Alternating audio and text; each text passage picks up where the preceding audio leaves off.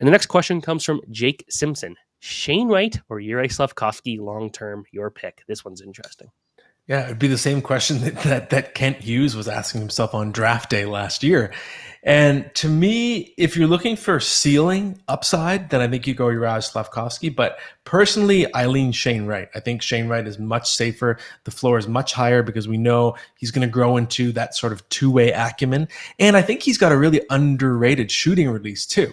So I think there's still, I think, more potential than a lot of people realize for offense from Shane Wright. So I lean towards safer player, and just with Slafkovsky, yes, there's more ceiling, but I think there's a lot of risk there too. I just think he's someone that might go down as a reach for the Habs, and I was not totally sold on him as number one overall last year in the draft. I still think there's plenty of potential there, but I just don't know with that big body if he's going to be able to keep up with the speed of the NHL. So I lean right. I just think he's much safer.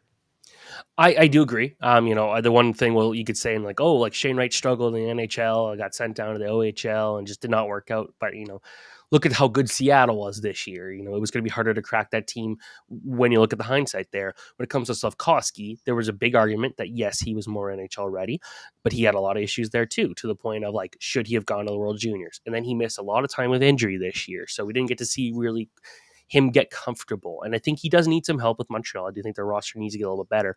Long term, I think, Montreal's got a very good future, but, and then they're going to get another top pick this year that will help.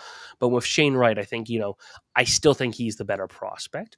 But Slafkovsky could be the better goal scorer in a lot of cases. So if you're looking from a fantasy perspective, that might be more valuable as opposed to Shane Wright, where a lot of his value recently has come from his defensive play and how reliable he could be in his own zone. So, that doesn't translate to fantasy hockey. So it goes a couple different ways, but I think, the overall better player, I'm still going with Shane Wright, in my opinion. Yeah, I think that's fair. I think it's a good point just in terms of the actual skill set that Slafkovsky could be a little bit more fantasy friendly. So fair enough.